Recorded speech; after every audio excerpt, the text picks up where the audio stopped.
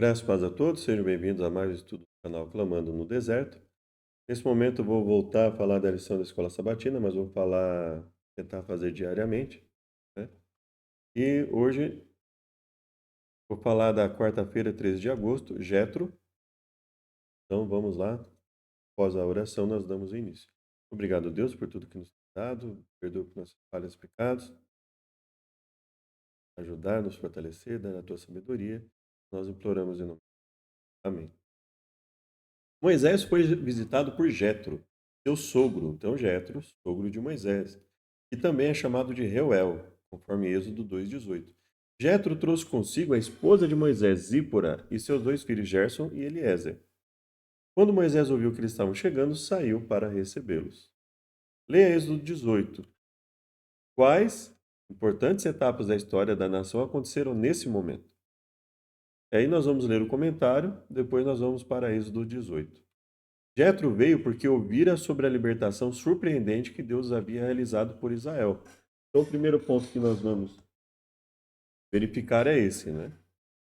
Então, conforme o comentário diz, Moisés narrou ao sogro em detalhes tudo o que o Senhor havia feito a Faraó e aos egípcios por amor de Israel, e todas as aflições que enfrentaram no Egito, e como o Senhor os havia livrado.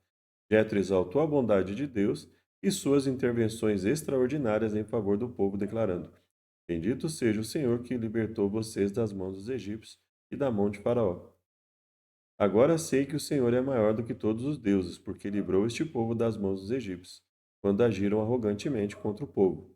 Vemos aqui um exemplo de como Israel deveria ser uma testemunha para o mundo de quem é o verdadeiro Deus e do que ele pode fazer por seu povo. Ao mesmo tempo que Jetro aprendeu sobre Deus, ele próprio tinha algo a oferecer ao povo de Deus, conselhos sábios e benéficos. Então aqui nós temos, aqui, conforme o comentário, Jetro estava exaltando a Deus, né? Bendito seja o Senhor pela libertação, né? Ele está acima dos outros deuses, né? E, ao mesmo tempo, ele deu um conselho valioso para Moisés, né? Moisés precisava organizar o sistema legal de Israel, com base em princípios justos e imparciais. Sim, basicamente, a organização do sistema legal de Israel não foi por causa de Jetro. Deus estabeleceu o povo com uma teocracia.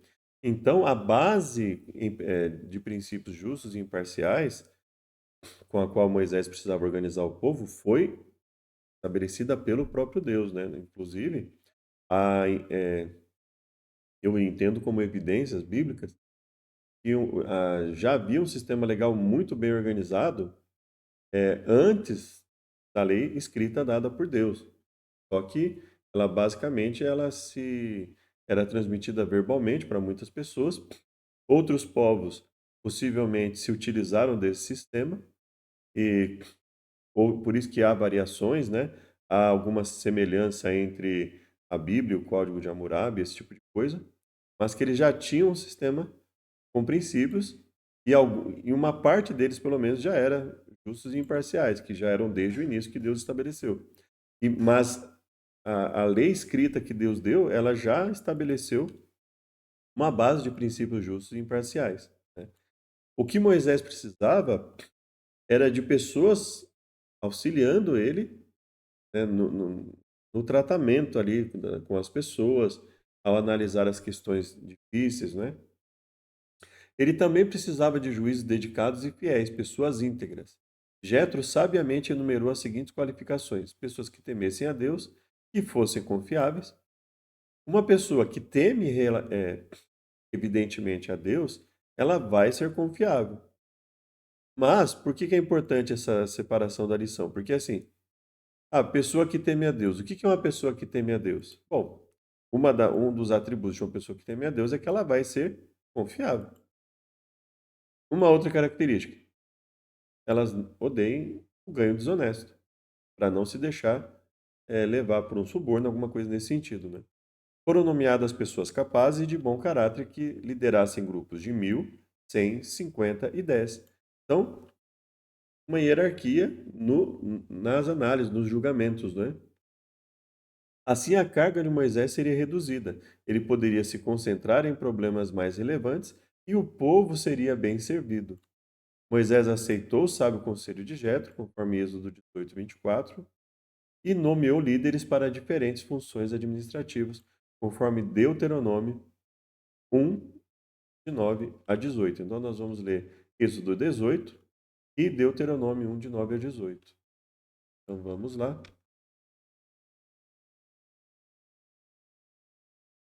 Êxodo 18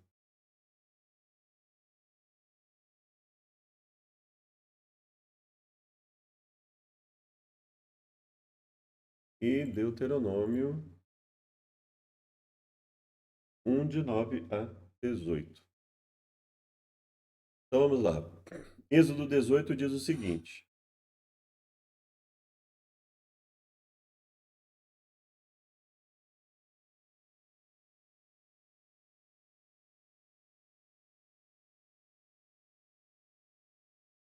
então, vamos lá. Ora, Jetro, aqui estão as Almeida Corrigida Fiel e Nova Versão Internacional. Tá? Ora, Jetro, sacerdote de Midian, sogro de Moisés, ouviu todas as coisas que Deus tinha feito a Moisés e a Israel, seu povo, como o Senhor tinha tirado de Israel o Egito. E aí ele toma a Zípora, mulher de Moisés, depois que ele lhe a enviara, com seus 2 filhos, né? E aí fala os nomes, né? Gerson, Eliezer. Visto, pois, Jetro, sogro de Moisés, vindo, pois, Jetro, sogro de Moisés, com seus filhos e com sua mulher, a Moisés no deserto, ao monte de Deus, onde se tinha acampado, disse a Moisés: Eu, teu sogro Jetro, venho a ti com a tua mulher e seus 2 filhos com ela. Então veja, ele ouviu as coisas que Deus fez, né? E aí logo depois o texto fala que ele resolve ir lá. Então realmente o texto está associando a ida ao fato dele ter ouvido, né? Então saiu Moisés ao encontro do sogro, inclinou-se, beijou, perguntaram um ao outro como estavam e entraram na tenda. E aí Moisés contou ao sogro todas as coisas que o Senhor Deus tinha feito, né? E alegrou-se Jetro de todo o bem que o Senhor tinha feito a Israel. E ele disse: Bendito seja o Senhor, né? Agora sei que é o maior de todos os deuses. Né? Então, o maior de todos os deuses porque ele ainda era politeísta, né? Ou porque eles tinham a noção que outros povos adoravam outras divindades, apesar dele não reconhecê-las mais, né?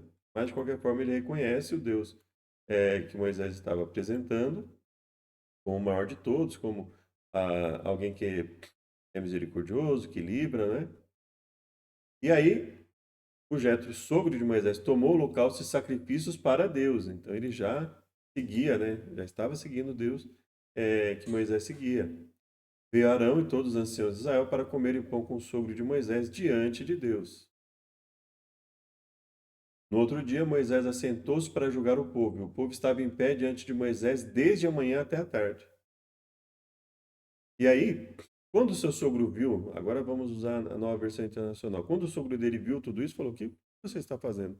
Porque só você, olha só, essa é a questão. Então veja, não é que Moisés não tinha princípios imparciais, princípios adequados, nada disso. Mas o que ele está questionando é: por que só você se assenta para julgar? E todo esse povo espera de pé desde a manhã até o cair da tarde. Você vai fazer isso todo dia e provavelmente não vai conseguir julgar tudo. E aí Moisés respondeu: O povo me procura para que eu consulte a Deus. Ele falou: Toda vez que alguém tem uma questão, essa me é trazida. Eu decido entre as partes, ensino os decretos e leis de Deus. Ou seja, os decretos e leis de Deus já haviam sido dados. Respondeu o sogro: O que você está fazendo não é bom. Veja, não é o fato de Moisés ensinar os decretos, não é o fato de Moisés decidir. Não é isso que Jetro está questionando. Ele está dizendo o seguinte: Você e o seu povo ficarão esgotados. Você, por só você julgar, e o seu povo por esperar tanto tempo por um julgamento. Pois essa tarefa lhe é pesada demais. Você não poderá executá-la sozinho. Agora ouça-me. Eu lhe darei um conselho. E que Deus esteja com você. Seja você o representante do povo diante de Deus e leve a Deus as suas questões. Ótimo. Agora, oriente quanto aos decretos e leis, mostrando como devem viver e o que devem fazer. Mas escolha dentre todo o povo homens capazes de fazer isso. Tem um bom discernimento para julgar. Tementes a Deus, dignos de confiança e inimigos do ganho desonesto. Então, veja bem, homens capazes de julgar, tementes a Deus, sendo tementes a Deus, dignos de confiança e inimigos do ganho desonesto, mas como tementes a Deus é algo muito amplo, é preciso especificar, né? Então ele deu mais duas coisas, dignos de confiança e inimigos do ganho desonesto, que é mais específico, né? Aí estabeleceu aqui a hierarquia. Eles estarão sempre à disposição do povo para julgar as questões. Trarão a você apenas as questões difíceis. Então ele está falando: olha, Moisés, se você apresentar ao povo o que eles devem fazer, como eles devem agir, o que eles precisam aprender, boa parte dessas questões vão poder ser decididas por pessoas capazes. E aí as coisas mais difíceis, elas vêm para você. As mais simples decidirão sozinhos. Isso tornará mais leve o seu fardo, porque eles o dividirão com você. Lembra que ele tinha falado? Você e o povo ficarão esgotados? Então ele fala: o seu fardo vai ficar menor, porque eles o dividirão com você, essas pessoas que você escolherem, mas o fardo do povo vai ficar menor também, porque não vai ficar na dependência de uma pessoa só esse tempo inteiro. Se você assim o fizer e se assim Deus ordenar, ou seja, o que dá a entender aqui no verso 23, olha aqui, que Deus te mandar, se você fizer assim, e se assim Deus ordenar, ou seja, eu não estou dizendo que com isso você não precisa consultar a Deus sobre o que eu vou falar, sobre o que eu falo para você, né? Você será capaz de suportar as dificuldades e todo esse povo voltará para casa satisfeito. Moisés aceitou o conselho do sogro e fez tudo como ele tinha sugerido. Até porque na própria lei já estava especificado, quando Deus dá a lei escrita, já estava especificado que a questão do julgamento não seria feita só por Moisés, né? Já havia essa especificação na lei. Eu acredito que essa especificação escrita não tenha surgido só naquele momento, né? Só que aí, quando Deus estabelece isso por escrito, e ele decide quem vai fazer, ou seja, as pessoas já estavam preparadas para isso. Isso possivelmente começou aqui, no capítulo 18, quando Moisés enxergou que isso, Deus já estava dando sinais para ele, antes disso até, para que ele fizesse isso. Escolheu homens capazes, colocou como líderes do povo, e esses ficaram como juízes permanentes do povo. As questões difíceis levavam a Moisés, as mais simples eles resolviam. E aí Moisés e seu sogro despediram e esse voltou para sua terra. É interessante que, basicamente, o sogro dele falou: olha, tudo que você está fazendo é excelente, as leis que Deus está estabelecendo para o seu povo são muito boas. A única coisa que ele falou: olha, Moisés, você não precisa fazer tudo sozinho. Eu sei que, de repente, ali, esse é um resumo da conversa, né? É possível que ele tenha falado coisas como, por exemplo, eu sei que você tem a preocupação do discernimento do povo, das coisas que eles já fizeram e etc. Mas isso não significa que você precise fazer tudo sozinho. Você pode dividir o fardo com o povo, né?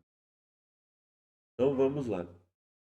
Agora nós vamos aqui, Deuteronômio 1, de 9 a 18. Vamos a partir do verso 8, né? Aqui, ó, vamos ver quem está falando. Essas são as palavras que Moisés falou a todo Israel além do Jordão. Eis que tenho posto essa terra diante de vós, entrai e possuí a terra que o Senhor jurou a vossos pais, Abraão, Isaque e Jacó, que a daria a eles e à sua descendência. E no mesmo tempo que eu vos falei, dizendo: eu sozinho não vou poder levar vocês. O Senhor vosso Deus já vos tem multiplicado, e eis que em multidão sois hoje como as estrelas do céu. Ele, o Deus de vossos pais vos aumente, muito mais vos abençoe. Como eu suportaria sozinho os vossos partos, e as vossas cargas e as vossas contendas? Então veja, aqui Moisés está reconhecendo não só a fala de Jetro com ele, mas o fato de que o próprio Deus deixou isso estabelecido para ele não levar o fardo sozinho, inclusive nas leis, os estatutos, os juízos que ele deu por escrito, né? Ele fala: como eu poderia fazer isso tudo sozinho? Ainda bem que Jetro me orientou, ainda bem que o próprio Deus também me orientou nesse sentido, estabeleceu normas, porque eu não iria conseguir fazer isso tudo sozinho, né?